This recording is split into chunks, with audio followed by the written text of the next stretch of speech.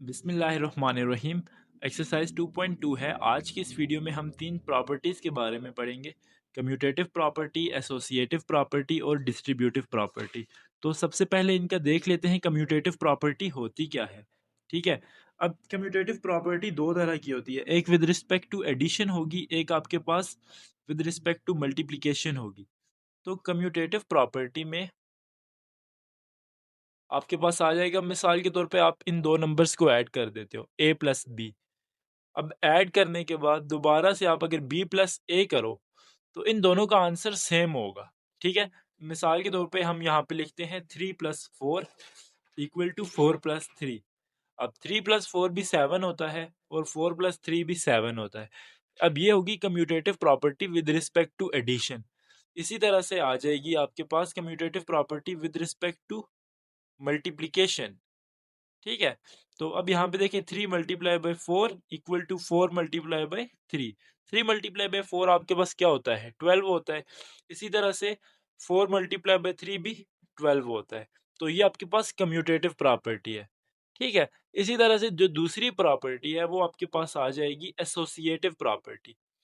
Associative property इसमें क्या होता है, फॉर एग्जाम्पल अब आपके पास तीन नंबर है। आप नंबर 1 + 2 + 3, अब आप इनको ऐड करो और इधर आप ऐड कर दो 1 + 2 + 3। लेकिन अब यहाँ पे आ जाएगी ब्रैकेट, 1 + 2 इनको अगर ऐड करो पहले, फिर आप 3 में ऐड करोगे तो जो आंसर आएगा, इसी तरह से आप अगर 2 + 3 को ऐड कर दो पहले और फिर 1 ऐड करो तो आंसर सेम आएगा। ठीक है। देखिए 1 + 2 क्या होता है, 3, और 3 + 3 आ जाएगा। इसी तरह से यहाँ पे आ जाएगा 1 + 5। ठीक है। तो 1 + 3 3 + 3 कितना होता है, 6 होता है। इसी तरह से 1 + 5 क्या होगा, 6 होगा। तो ये आपके पास एसोसिएटिव प्रॉपर्टी आ गई। इसके बाद नेक्स्ट प्रॉपर्टी है डिस्ट्रीब्यूटिव प्रॉपर्टी। ठीक है। डिस्ट्रीब्यूटिव प्रॉपर्टी, अब इसमें क्या होगा, डिस्ट्रीब्यूटिव प्रॉपर्टी में यहाँ पे देखिए आपके पास आ गया 2 × 2 + 6। ठीक हो गया। अब ये 2 जो है मल्टीप्लाई हो रहा है। इसी तरह से यहाँ पे आप लिख दो 2 × 2 + 2 × 6। अब आपने क्या किया, यहाँ पे 2 को 2 के साथ मल्टीप्लाई किया, फिर 2 को 6 के साथ मल्टीप्लाई किया, तो यहाँ पे ये आपके पास आ गया। अब देखिए मैं यहाँ पे ना इनको अगर सॉल्व करूँ तो ये 2 बाहर आएगा इसी तरह से, और 2 + 6 क्या आ जाएगा, 8। ठीक हो गया। अब इधर 2 + 2, 2 × 2 क्या होगा, 4, और 2 × 6 क्या होगा, 12। तो ये 8 × 2 = 16 हो जाएगा, और ये 12 + 4 क्या हो जाएगा, ये भी 16 हो जाएगा। ठीक है। तो ये आपके पास तीन प्रॉपर्टीज हैं, डिस्ट्रीब्यूटिव, एसोसिएटिव और कम्यूटेटिव प्रॉपर्टी। अच्छा जी। अब आपने यहाँ पे बताना है name the property used in the following equations. देखिए यहाँ पे कौन सी प्रॉपर्टी यूज हुई है, अभी हमने पढ़ी थी, जहाँ पे देखें तीन वैल्यूज आ गई हैं और सिर्फ यह ब्रैकेट लगी हुई है, ब्रैकेट का ऑर्डर चेंज है, पहले इन दो पे है और दूसरी इक्वेशन में पहले वाली जो फर्स्ट टू आपके पास है डिजिट्स हैं उन पे ब्रैकेट लगी हुई है। तो इस प्रॉपर्टी को क्या बोलते हैं, एसोसिएटिव प्रॉपर्टी। ठीक है। तो ये आपके पास आ गई एसोसिएटिव प्रॉपर्टी। अच्छा, अब ये एसोसिएटिव प्रॉपर्टी है विद रिस्पेक्ट टू एडिशन। ठीक है। Associative property with respect to addition. अच्छा जी। अब ये आपके पास क्या, अब दूसरी प्रॉपर्टी आ गई है। ठीक है। अब इसमें देखें यहाँ पे क्या हो रहा है, 5 मल्टीप्लाई हो रहा है ना। ठीक है। तो 5 मल्टीप्लाई हो रहा है ए के साथ भी और बी के साथ भी, और इधर क्या हो रहा है, पहले 5 ए के साथ मल्टीप्लाई हो रहा है, फिर ऐड हो गया होके फिर 5 बी के साथ मल्टीप्लाई हो रहा है। तो ये आपके पास आ जाएगी डिस्ट्रीब्यूटिव प्रॉपर्टी। ठीक है। अभी आपने पढ़ी थी ना डिस्ट्रीब्यूटिव प्रॉपर्टी, तो इसका आप लिख लें डिस्ट्रीब्यूटिव प्रॉपर्टी।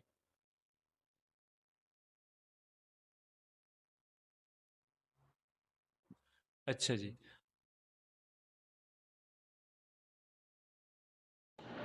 अच्छा, अब ये जो डिस्ट्रीब्यूटिव प्रॉपर्टी है, ये डिस्ट्रीब्यूटिव प्रॉपर्टी ऑफ मल्टीप्लिकेशन है। ठीक है। डिस्ट्रीब्यूटिव प्रॉपर्टी ऑफ मल्टीप्लिकेशन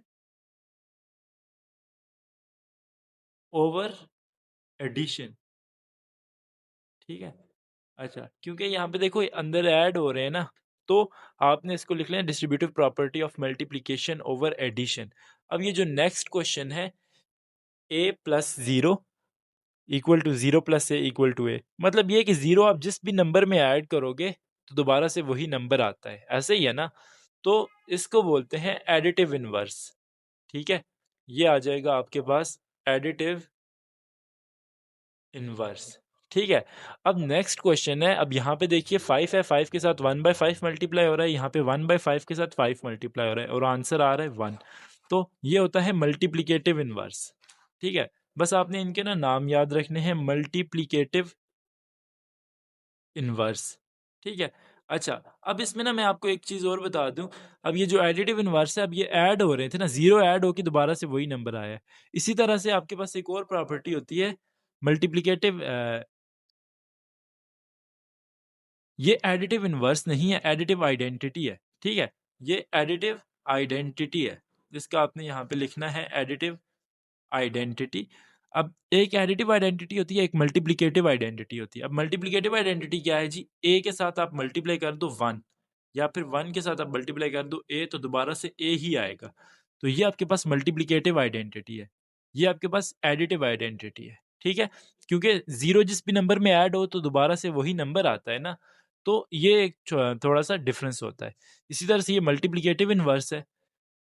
एक और होता है आपके पास एडिटिव इनवर्स, ठीक है। अब जैसे 5 है ना, 5 में क्या ऐड करोगे तो जीरो आएगा, -5, तो -5 ऐड किया तो जीरो आ गया। तो ये जो जीरो आ जाए तो ये आपके पास होता है एडिटिव इनवर्स, ठीक है। अच्छा जी, चलें। अब क्वेश्चन नंबर 2 है, राइट द मिसिंग नंबर, ठीक है। राइट द मिसिंग नंबर, अब ये क्या है, 2 प्लस आगे आपके पास ब्लैंक स्पेस गिवन है +4 इक्वल टू 2 प्लस 6 है और +4 है। अब देखो ये कौन सी है, एडिट डिस्ट्रीब्यूटिव प्रॉपर्टी है ना, सॉरी डिस्ट्रीब्यूटिव नहीं, एसोसिएटिव प्रॉपर्टी है, एसोसिएटिव प्रॉपर्टी ऑफ एडिशन। तो एसोसिएटिव प्रॉपर्टी में वैल्यूज सेम रहती हैं, यहाँ पे 2 है, यहाँ पे 6 आएगा, यहाँ पे 4 है, यहाँ पे 2 है, यहाँ पे 6 है, तो यहाँ पे भी 6 ही आएगा, ठीक है। तो यहाँ पे आपने 6 लिख लिया, बस इसका इतना ही आंसर था। अब आगे देखिए, यहाँ पे ये वैल्यूज हैं, इनको आप ऐड करके 13 आ रहा है। अब यहाँ पे भी यही वैल्यूज हैं, सिर्फ ये है कि ब्रैकेट पहले 7 और 4 पे आ गई है, ठीक है। तो इनको ऐड करके क्या आएगा, इनको भी ऐड करके 13 ही आएगा, ठीक है। अच्छा जी, अब नेक्स्ट क्वेश्चन है,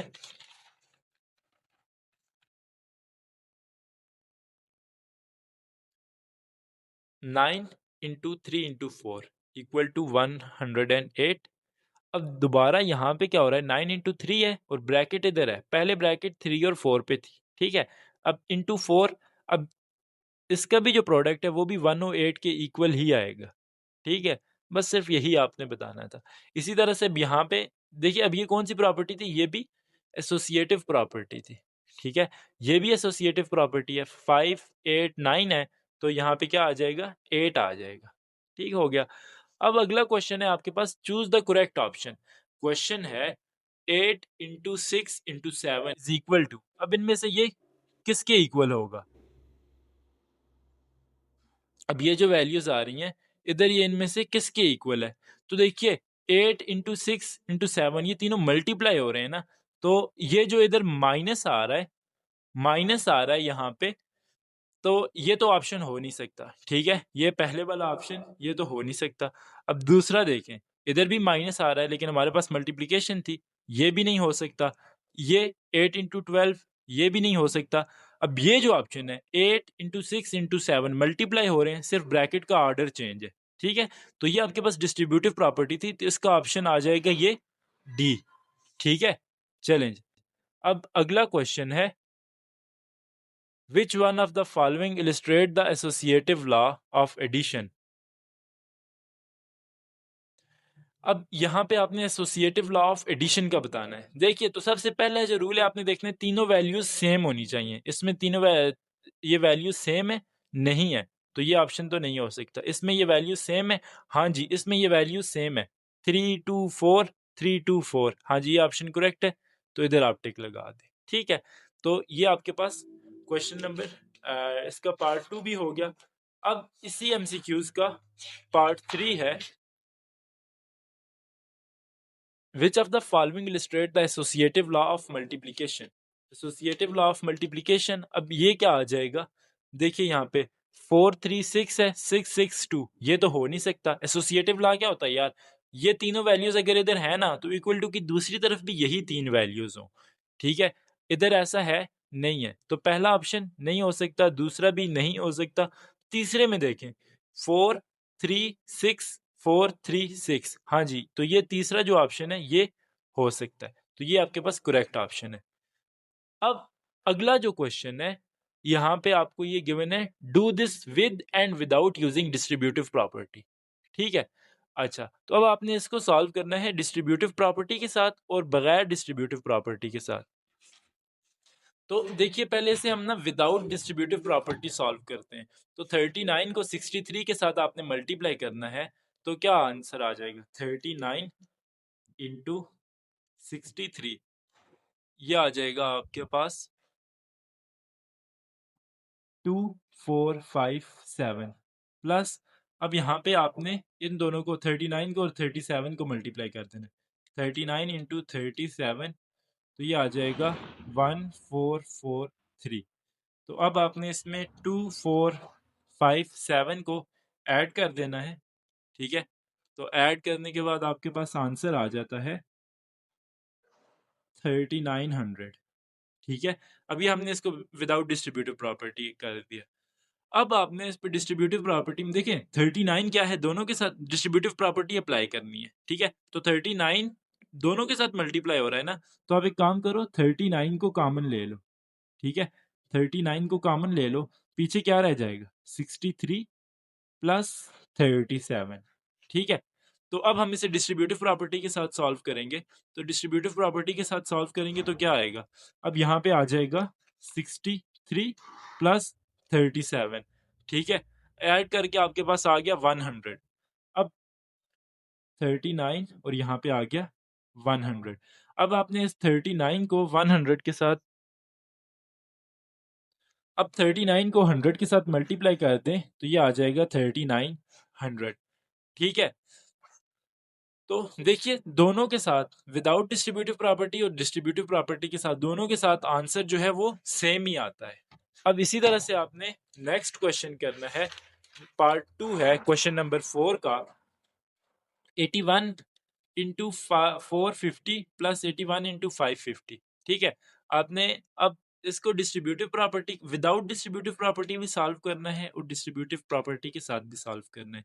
तो यहाँ पे देखिए क्या आ जाएगा, पहले इनको मल्टीप्लाई करें 81 इंटू 450, ठीक है। तो ये आ जाएगा आपके पास 36 450 प्लस 81 इंटू 550, 81 इंटू 550, ठीक है। ये क्या आ जाएगा 44 550, ठीक है।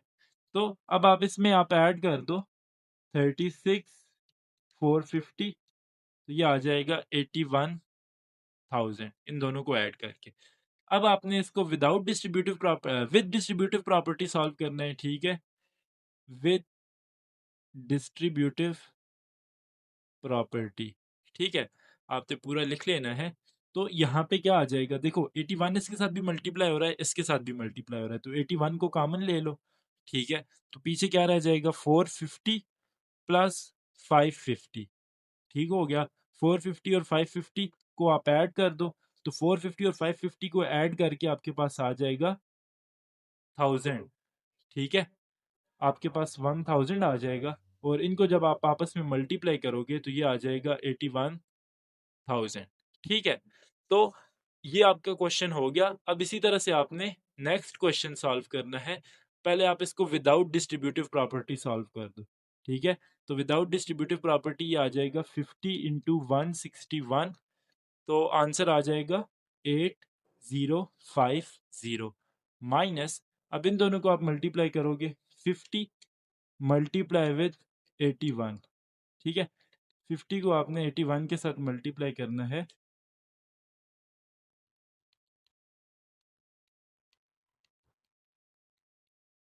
तो ये आ जाएगा 4050। अब आप इसको माइनस कर दो इस नंबर में से, तो आपके पास आंसर आ जाएगा 4000।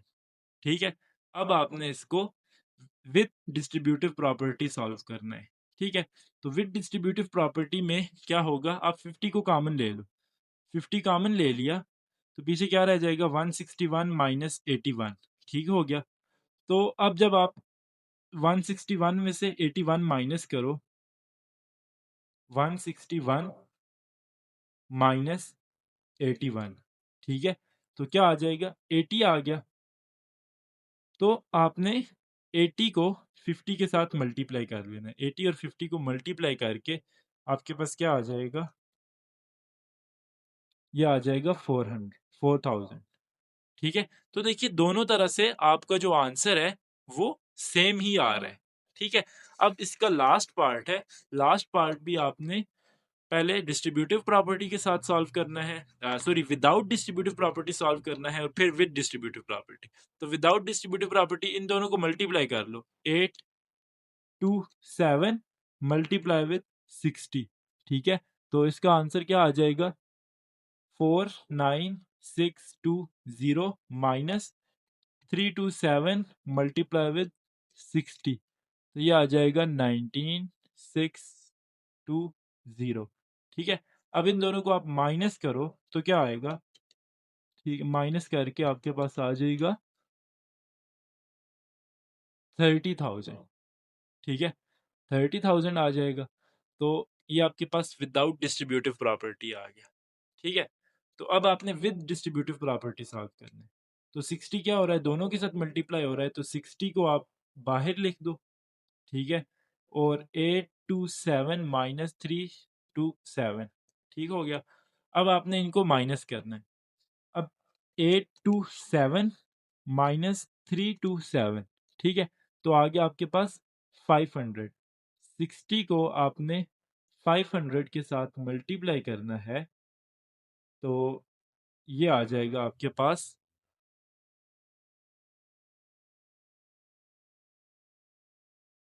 सॉरी 500 के साथ मल्टीप्लाई करना है ना, तो 30,000। ठीक है, तो इसी के साथ आपकी ये एक्सरसाइज कंप्लीट हो गई है।